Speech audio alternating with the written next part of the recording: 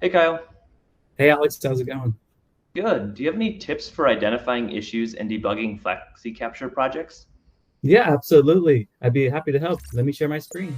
Awesome, thanks.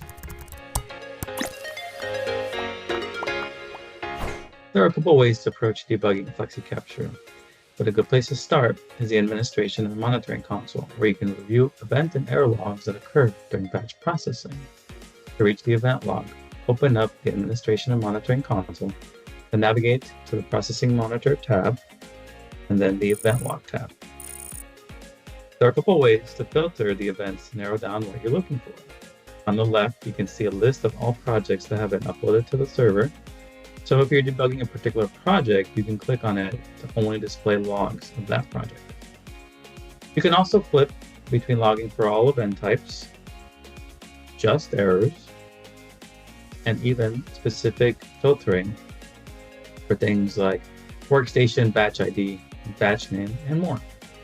Another recourse for debugging is the processing server monitor, which displays information such as current tasks. This tool is useful to get real-time data whenever something is processing. For example, you run a batch through recognition. You can go ahead and do that here. You can flip over to the processing server monitor and watch as FlexiCapture processes the batch. So I'll go ahead and pop this open. I'll expand the window here. And we'll see as it processes the batch, you can filter the list of messages between errors, warnings, information messages, and you can even save the log for further review. So we'll go ahead and wait for this batch to finish processing. We can see that here. We'll go ahead and hit the export log. Give this name. Close out of here. Open this up, and there you have it. You can use this log for further review whenever you need to. Now, if the issue isn't being logged or isn't apparent, such as a particular field not being extracted correctly, it's possible that there may be some logical errors within your project configuration, like a script or flexi layout. For example, consider what's reviewing what's configured in your document definition, including any script rules you may be using. We'll go ahead and navigate to that via document definition properties. Under the rules tab, we have a list of all the rules on this document definition, and you want to make sure that you hit this owned by, that it filters correctly.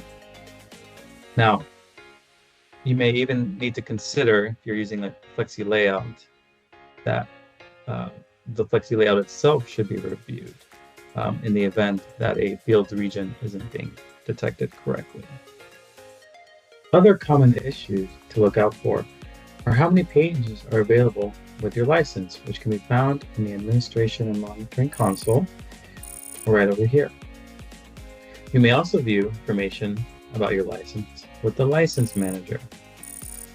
And in some cases, problems with your license can be resolved by hitting the Update License button in the event that changes were made and are not being reflected on your workstation.